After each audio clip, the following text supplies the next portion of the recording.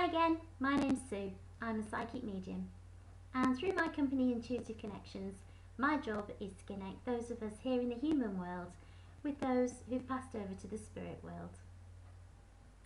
So in my last couple of videos, I've described to you what a medium is, and I've talked about my journey and how I became to be a medium. So today, I'd like to talk to you about some of the skills and tools that mediums use, so that you know what to expect when you go for a reading. So like lots of mediums, I'm clairvoyant in that I can actually see spirit. And I can also see through spirit into the future, your future. I'm also clairaudient. That means I can actually hear them talking to me whilst I'm talking to you. A bit like being on a phone. And also, I'm clairsentient. And that can be a bit weird from time to time, because what that means is that spirit will give me their condition. So the condition they were suffering from, or the condition that they passed with, to help identify to you that it's the right person that we're talking about. And takes a bit of getting used to, I must admit, but they will, for example, give me breathing difficulties. If they've had emphysema, they might give me a sudden pain in my chest. If they had a heart attack, they might make the side of my arm go numb. If they had a stroke, you get the idea. But of course, those aren't real conditions that I'm actually having, so I simply say to them, thank you, I've recorded that, can you take it away? And they take it away and I'm perfectly fine again. But it helps me to be able to say to you, the person that I'm talking to, oh, I have a lady here and she's telling me that she had a stroke just before she died. So you see what I mean. Okay, so in a reading, the clairaudient, clairvoyant and clairsentient elements can all come into play to try and help me identify to you which of your spirits are talking to you through me.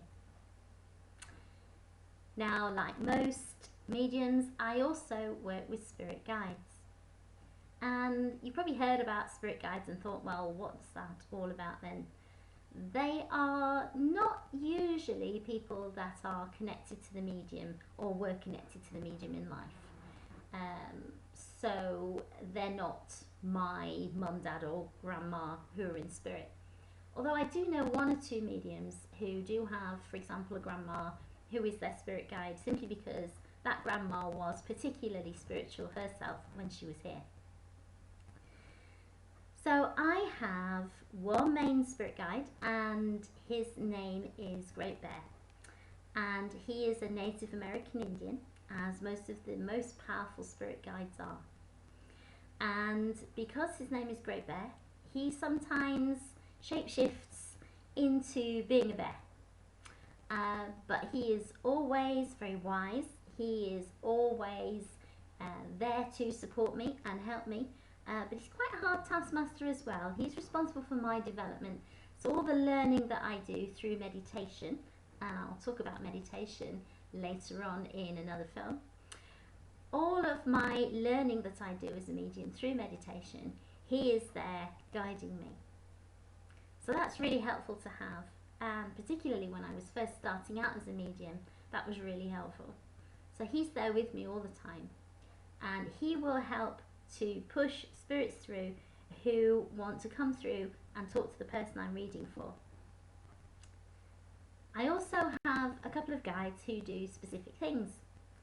So I have one called Carter, for example, and that's C-A-R-T-A.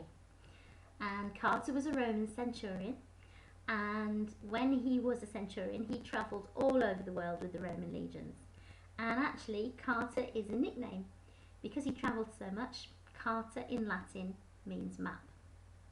And so Carter will help me with places, and he'll help me with locations and visualizing settings and locations. I have another guide called Erasmus, and Erasmus was a medieval monk, and he is very particular about detail, a real stickler actually. And so he's very helpful for helping me with things like dates and numbers and names, and being really accurate with things like that. And the more and more I work with Erasmus, the more accurate in that regard I get. But he does have a mischievous side, a kind of alter ego, who comes through sometimes and calls himself Rastus. And Rastus will play games and make me guess riddles to find out the answers. And as you can imagine, that's a bit frustrating when that happens, because if you're in a reading with somebody, you really want to get on with it as quickly as you can. So he's quite good actually. He tends to only play games on me when he knows I'm just doing stuff for myself. So they're really helpful to me. I also have a little boy called Akhtar. And Akhtar is a little Egyptian boy, and he was the first guide that I ever became aware of. And whenever he comes in, he's always riding on a giant turtle. And he doesn't really talk, but I've found that he tends to be around when there are children who need to come through.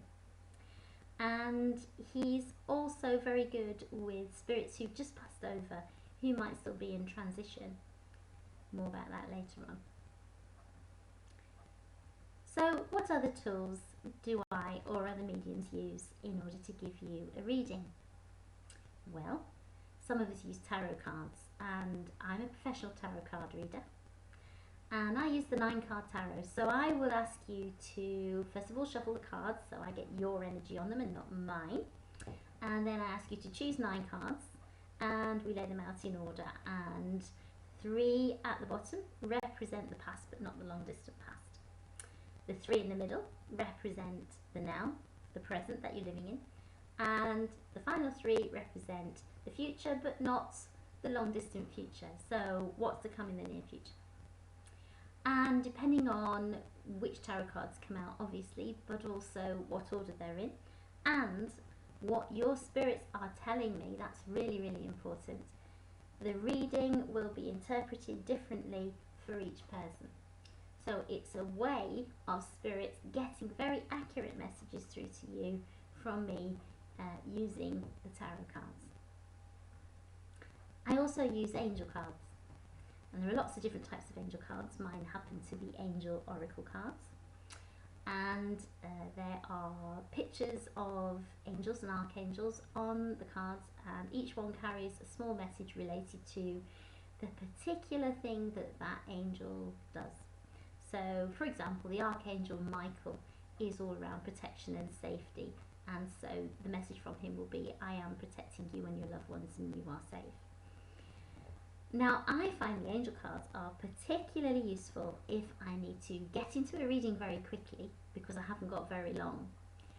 So I would ask you again to shuffle the cards and then cut them, and the card that comes out is the one that your spirit will have put in that place in order for me to pick it out and do the reading for you.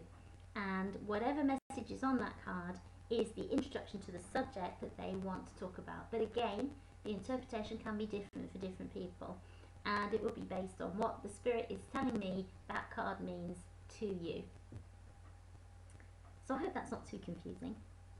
So just to recap then, the main ways in which mediums will do readings for you is they will connect directly to your spirits and they will see them clairvoyantly. They will hear them clairaudiently, and they may, if they're like me, also be clairsentient, so they can sense the condition that that person had before they passed away. Something that would make it recognisable to you in terms of what they passed over from. In addition to that, we might use tarot cards, and the interpretation will again be working with your spirit to bring the message through. And we also use angel cards, which can be a very quick way of getting into a message and getting a message direct to you from your spirits, from your loved ones that have passed over to the spirit world. So stay with me and check out my next video to hear a bit more about what happens in a reading.